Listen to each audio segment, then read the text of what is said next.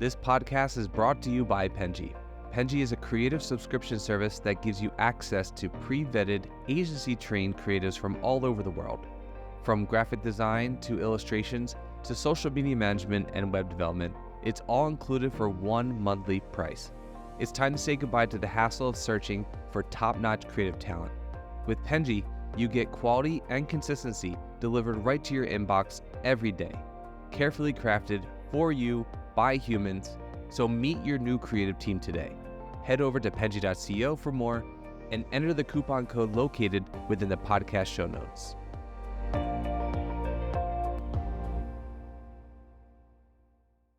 Alrighty, hello everyone, and welcome to the Fully Managed Podcast, a podcast where we discuss marketing and business tips to help assist you on your business journey. I'm your host, Shannon, Penji's partnership coordinator, and I'm joined here today with a very special guest, Janice Becker from Media Rebel. Thank you so much for joining me today. I really appreciate it. So honored to be here with you today. I appreciate that. And it's also, I know I said this before the podcast, but it's wonderful to have a fellow podcaster on the podcast. This doesn't happen that often. I mean, it's a more, I guess, agencies are getting a lot more into podcasting, I've noticed recently, but it's still kind of relatively new. So it is really cool. And yours is not only agency related, correct? As far as I've seen. Yeah, we're all about empowering women, and so we have that niche of just inviting other women on that are either entrepreneurs or, professionals, kind of your day-to-day stuff, conversations of like, how are we surviving? Sometimes with just lip gloss and a lot of caffeine. Kind of. We're surviving nonetheless. So hopefully it's inspirational for other women.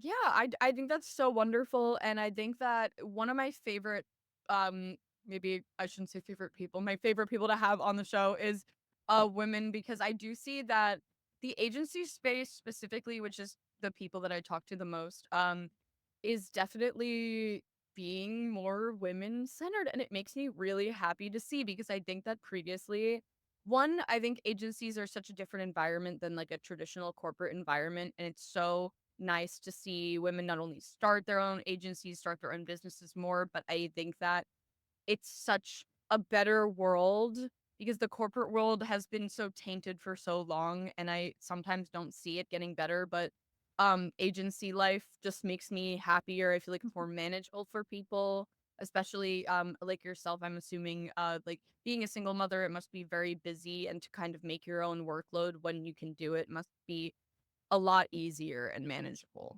Yeah, I'm really glad that you mentioned about women and agencies because I think the last time I saw a statistic on it, only 20% of digital agencies are actually owned by women. So to be a woman owned and run agency is a really big deal for Media Rebel. And definitely as a single mom, I have multiple children. So I have 3 in high school right now and I have 1 in elementary school. Yeah. So I am constantly running. I was just like venting about it this morning. I was like, oh my goodness. It was like I had to run to this doctor's appointment for this kid, come back here, do something else, leave again, come back again. But at the same time, when you're a business owner, you're always working. So the downside of that is sometimes you don't know when to unplug. So I'll go home and I'll be like, oh, wait, I still had this thing to do. I forgot. And I'll be working until 9 or 10 o'clock at night. Remote work has definitely added to, I think, like if you're already so work centered and you don't know when to stop, when you're remote, it's that much worse because you don't have the separation between life and work because you can always be working. I Wow. think that Balance is so important. it's very difficult. I do like talking about it because I think that it's not talked about enough. Something that I really admire about the agency world is that I think there's so many things that are spoken about that weren't previously in a more corporate environment. As I kind of mentioned earlier, I think that it is definitely different. And so I do like that people are having more conversations like this of like easier workload or being more understanding of days off or when you're doing your work, like when people work best, because some people work best in the middle of the night. Some people work best during normal work hours. And I think that but just being able to manage it yourself is really difficult if you have that opportunity to work always. Like Mhm. it's never done. Yeah, that's something that is really important here to us was, I want everybody to work to what suits them the best, but also, client work is important and essentially it needs to get done. But we've been able to maintain a pretty good balance with the team members. Some are fully hybrid, or I mean, fully remote, some are hybrid, you know, prefer the office environment because I think for some people, when you come to an office, you are able to know that when you leave, like you're done with your work for the day. Because like you said, when you work from home, it's like, "Oh, okay, well, now I can good. So it's all done," and then you're overworked and tired. So work-life balance is such an important thing, but also realizing that I think, like, the Monday through Friday kind of 9 to 5 is an outdated tactic, and a lot of smaller businesses and entrepreneurs like myself are, realizing that it's not 9 to 5 doesn't work for everybody. So it's whatever works best for you as long as the work gets done here. Yeah, I really appreciate that. And I think that should be more generally accepted as an entire culture. I think that um that would improve productivity so much. Like as long as people are meeting deadlines, which is probably the most important thing about that process, unless it's unrealistic of the deadline, which I'm assuming would be realistically set in the beginning. Um, you I think meeting people where they're at is super important because this expectation of a one size fits all for anything, honestly, like school, it I think should be altered as well. But work environments are not sustainable for most people, I think, when they're this like cookie cutter approach that works best for everyone. I don't know if there's any studies on the 9 to 5. There should be more. Go. I mean, I hear a lot of people I know over in Europe, it's something they've implemented for a while now. It's just the Monday through Thursday, which is something that we do Mhm. here. For everybody but me. I still work Friday. I just can't not do it. I've tried. I mean, I think I stop at like 11, but I don't know what to do, you know? How are Right. you maintaining your work life balance? It's not. That's like, we're honest, we Well, I appreciate the transparency. which I am fully transparent. Again, I really own the Dame Media Rebel. I mean, you will find that I am not like your average person. Well, speaking of media rebels, so you guys do uh advertise yourselves as rebels, so to speak. Do you have an example of maybe a campaign where you did something kind of out of the box or risky that worked really well? That's a great question. I I know always that feel like segues super fast. I always feel like that's everything we do here is out of the box and risky or just it's kind of even hard to pinpoint like an exact thing because I feel like we just depends on the individual client and we'll just say randomly like, "Hey, well, have you ever tried this before?" And they were like, "Never even thought about that." And it could be something as simple as text message marketing that they just didn't ever think to try for their business, like specifically reaching millennials, and it was for an education program. So why wouldn't you want to implement text message marketing? But again, don't be spammy about it. You can make it's all about how you articulate your words and your creativity. Yeah. No, I definitely think so. I think that a lot of people they create their own businesses and they're in their own head about what works because they've seen what works in their experience, but they don't really look at what could work better a lot of the time. And I, of course, like they're probably looking into you because they want to see what works better, but at the same time, I think it's very difficult for business owners specifically to trust that trust that their business will be taken care of by someone else. And it's not a huge risk doing so. And I think coming to an agency is like the first big step for them to be able to like instill trust. But a lot of agencies do um I don't know if I talk to them specifically because no one tells me the bad stuff, but I I do think that a lot of people do get burned by agencies often, and I hear about it all the time. Or just from people that have been on the podcast of someone came to me having experienced bad experiences with other agencies, and came to me for that reason. And I think that's super um it's just very interesting, trusting your entire, especially small businesses. A lot of it depends on a campaign sometimes, like their productivity and their income. Right. Well, it's one of the reasons I started Media Rebel is that I was working directly with an agency and I had indirectly worked with many other agencies as kind of a white labeled third party assisting them. And from those experiences, I did see a lot of, deceptive practices that I really have spoken out about when I launched it. I'm sure I've made a few people mad about it, but it's not okay at the end of the day to do those things and to then set this really bad reputation around all agencies because of one bad one. Because anything in life, you're going to encounter somebody, you're going to have a bad experience, whether it's with a business or a specific person or even a gender, right? That doesn't mean that they're all that way.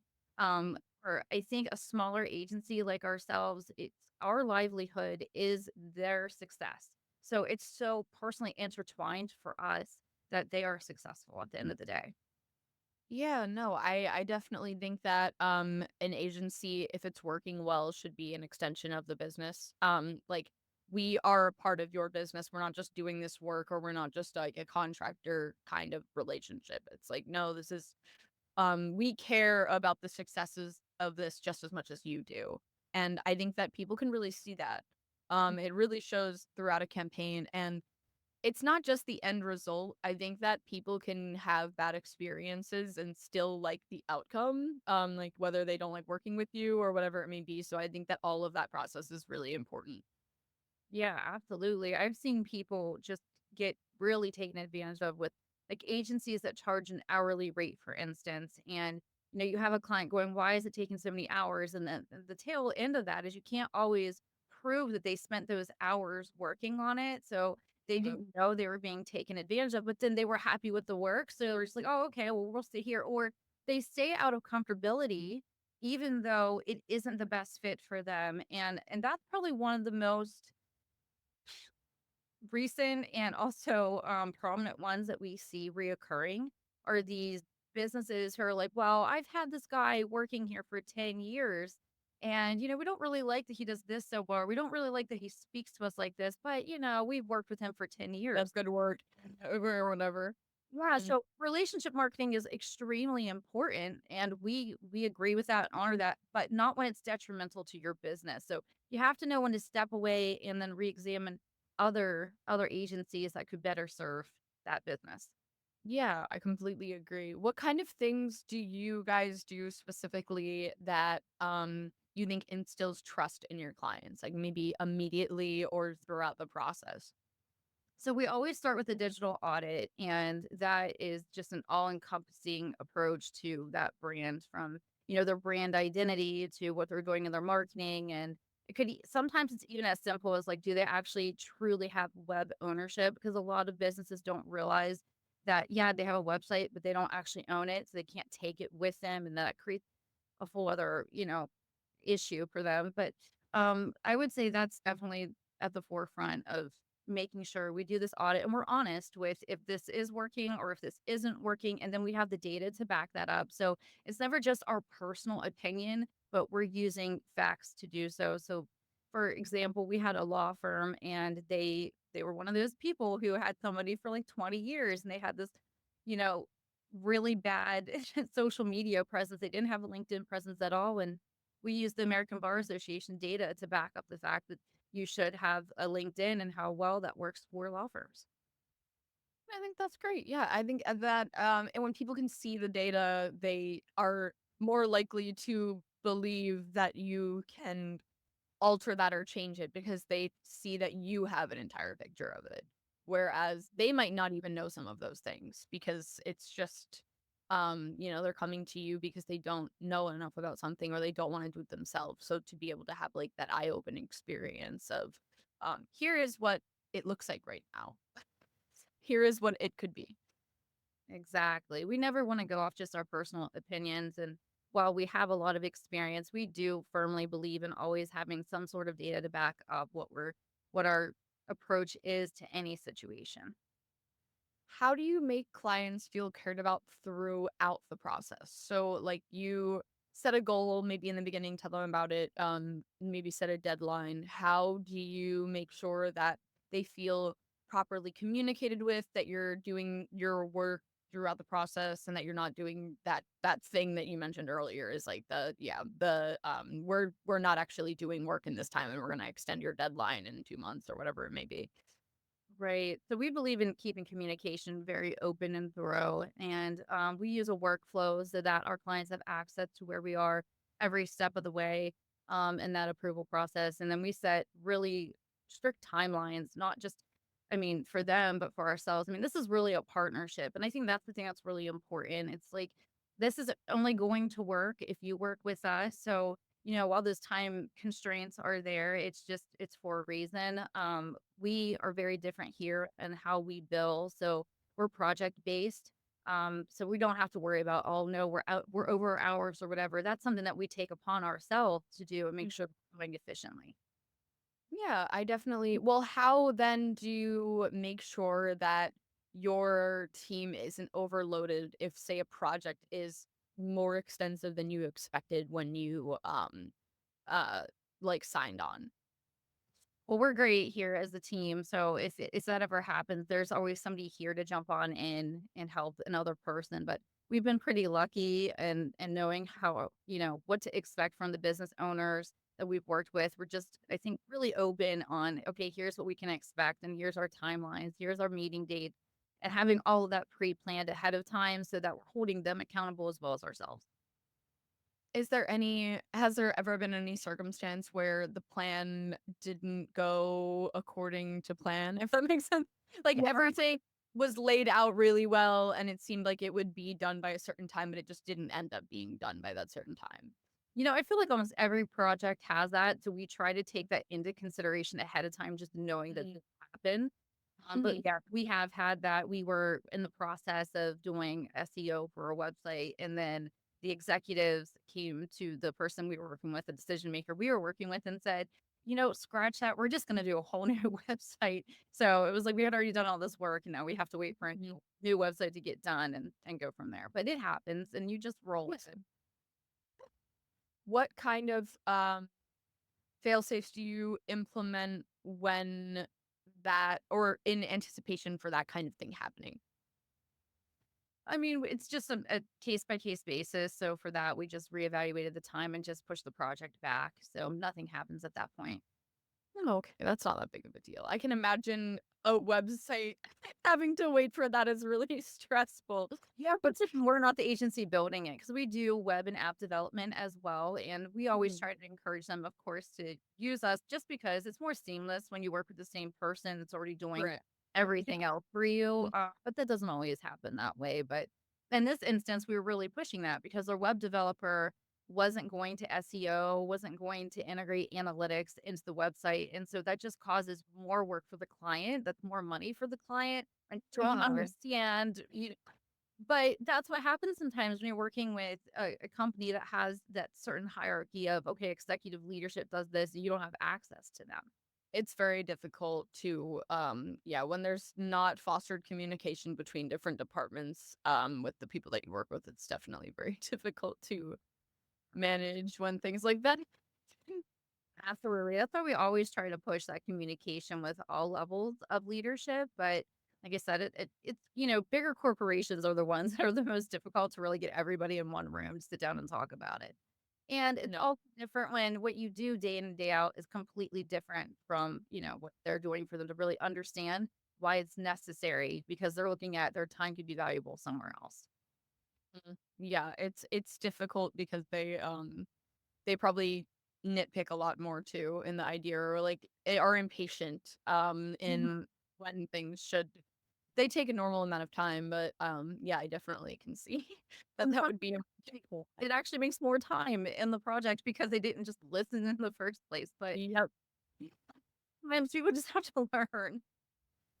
I definitely agree. I think well that actually brings up a great question is if you believe that objectively a client is wrong or they have a bad idea of what will work out and are recommending that to you, how do you kind of like break that to someone? Or do you just say, hey, we'll do that, but I don't necessarily agree. So I always say, I worked with an agency that was a yes agency, and even if they didn't think it was the right thing, they would do it.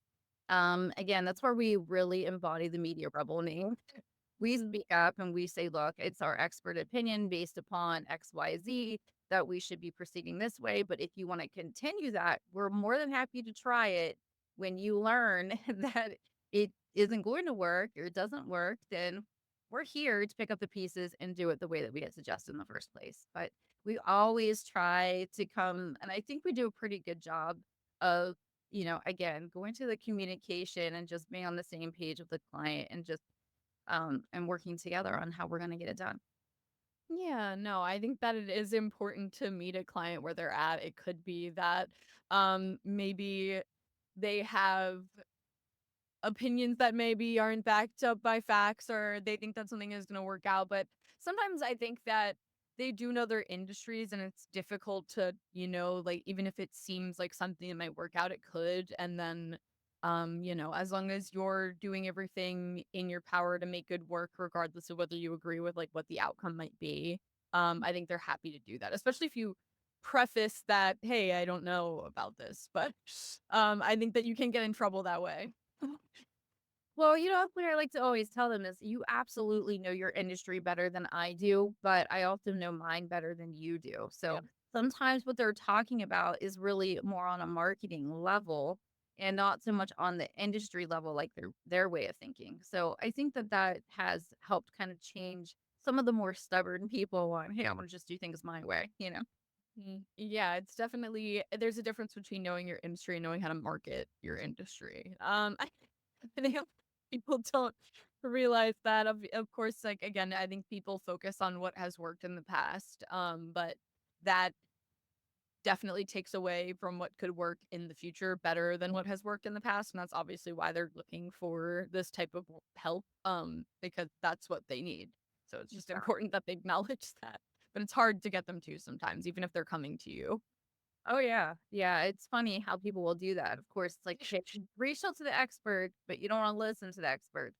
I mean, you really gotta take that into consideration sometimes. I'm looking for help, but not the kind of help that you're telling me I need. Yeah. Has there been any time where you felt like you really learned something from a campaign that maybe wasn't something that you expected like throughout a process?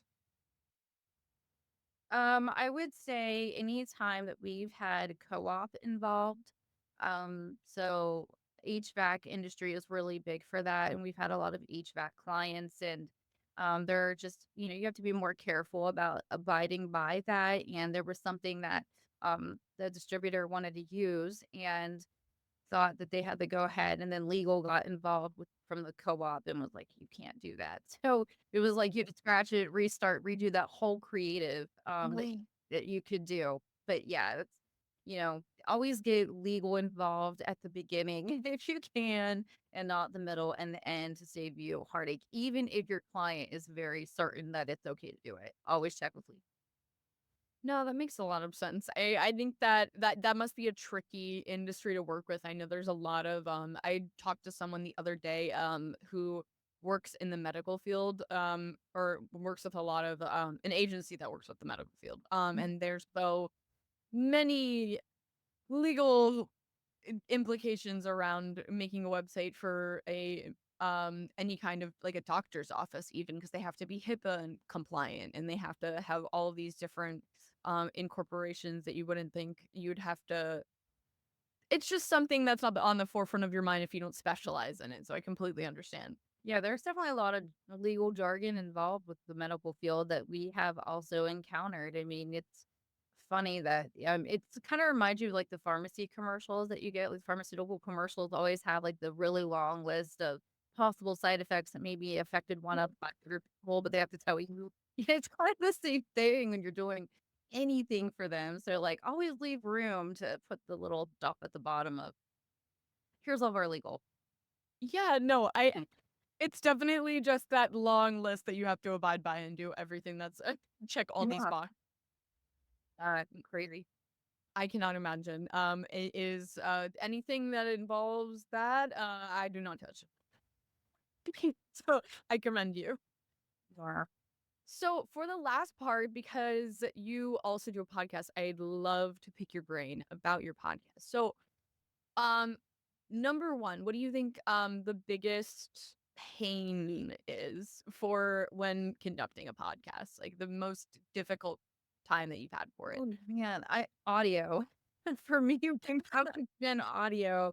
So we got these really nice mics that came with their own mixers, and those mixers didn't work out. And you grab another one, and then now you need more cords, and it's just kind of like a whole thing that you don't realize. And I think because we co-host, so there's two hosts, and then we always have a guest.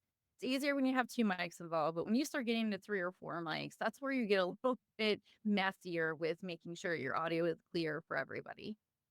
Yeah, that makes complete sense. I don't know how I'd manage an in-person podcast. I'm so happy that it would be very nice to meet people in person. I think that's like the one thing that I would really value, but I again not technologically savvy. I said it earlier. My mic is in a pen.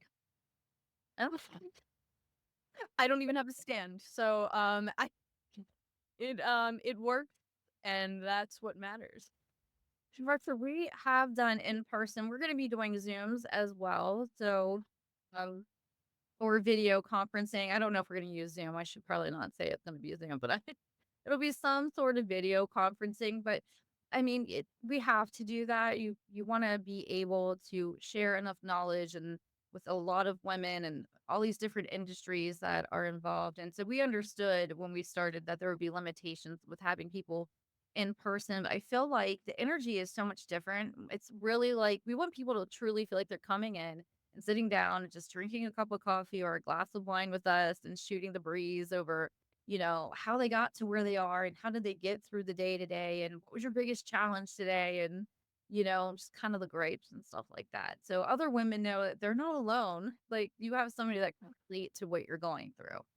No, that is so, so lovely to hear. I think that that's really something that's why I so much encourage people being transparent on this podcast about like their difficulties, which I think is probably the thing I ask about the most, which Yeah. maybe is negative, but I think that people don't, it bothers me that people don't share about that enough, like publicly, because I think that everyone wants to have this um aura about them that they're doing fine and they're doing great and that everything works out perfectly, especially business owners because they don't want you to see that they've been struggling. But Yep.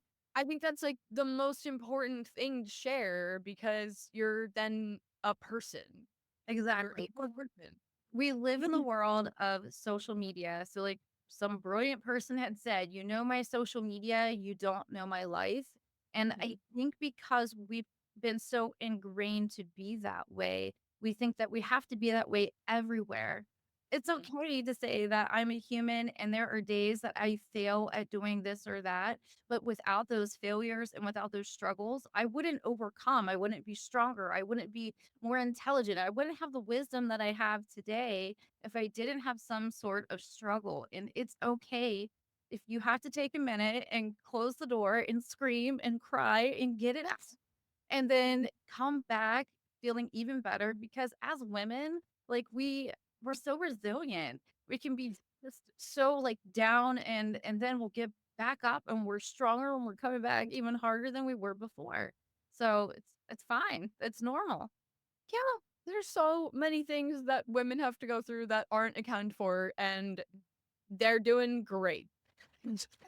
Absolutely. I mean, I try to tell my children that, and I think, I have four boys and a girl. So there's a lot more like testosterone being in my house. But I always try to inspire my kids with, I was a teenage mom and I worked three jobs, and my child also had autism. So I had a lot against me that I overcame. I put myself through college and, I ended up having a successful career while raising kids on my own and then launching my own business. So hopefully I'm an inspiration to others that it doesn't matter what your situation is or how low you may feel, you can overcome it.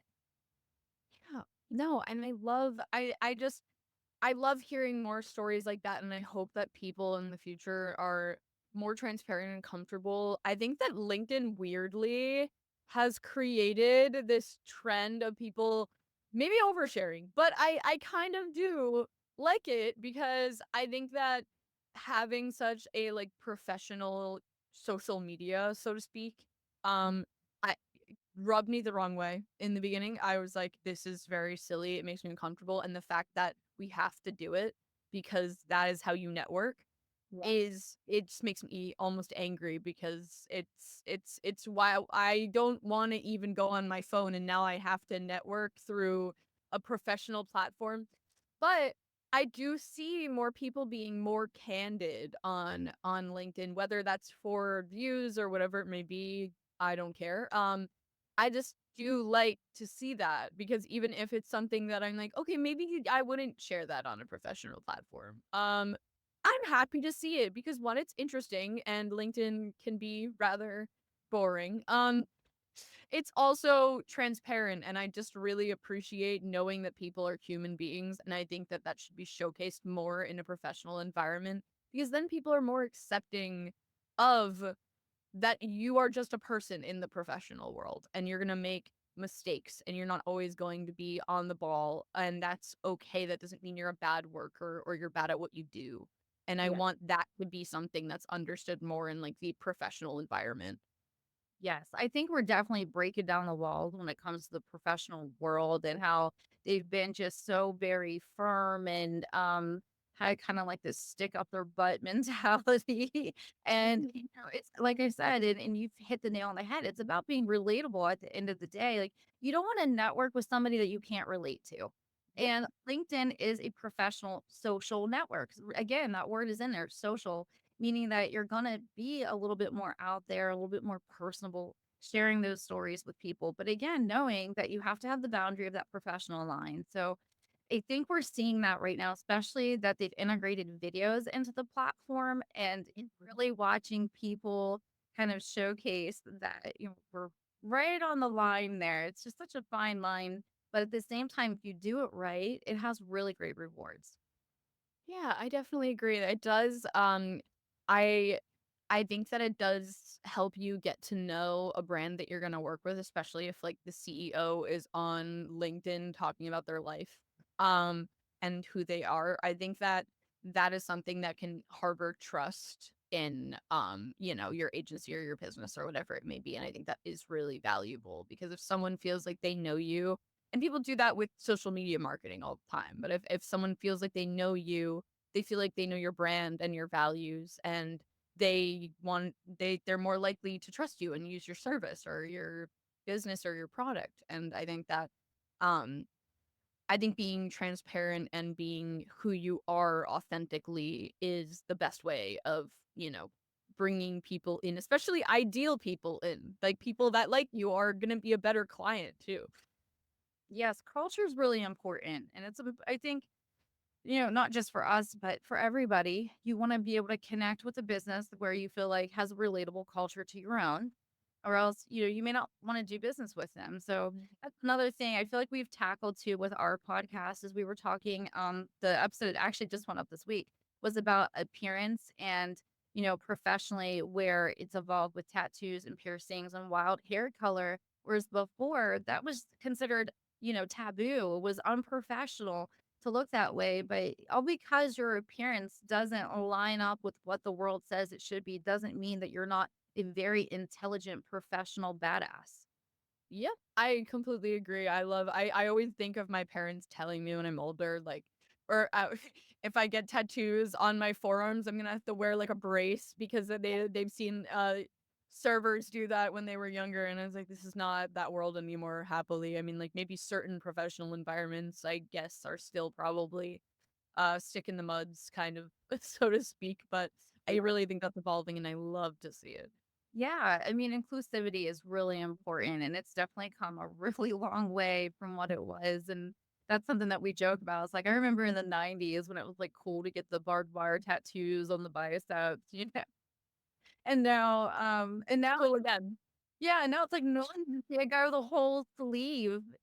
But it's just, I think it's great. I think it's great that we are now in a culture of looking beyond just the surface of people to see that inside is what really matters, and who they are as a person is what's important.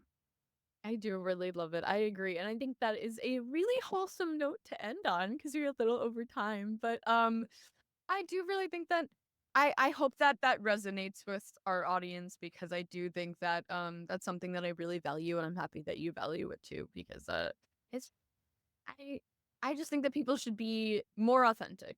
I unless they're a horrible person, maybe hide that then. But Yeah. While you yard for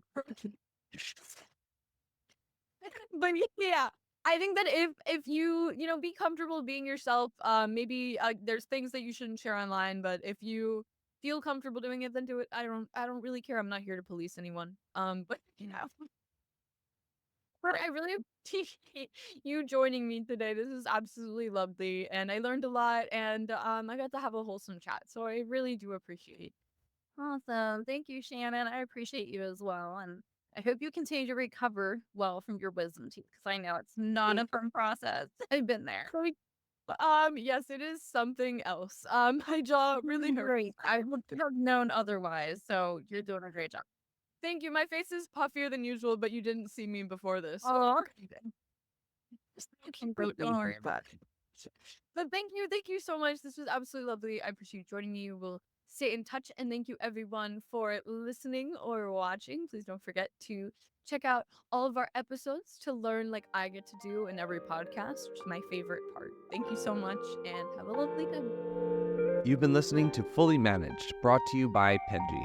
Check out the show notes to learn more about today's guest, and to learn more about Penji, the human-first creative subscription service, head over to penji.co. And by the way, if you're still listening, it would mean the absolute world to us if you were to share this podcast with a friend, and of course, subscribe.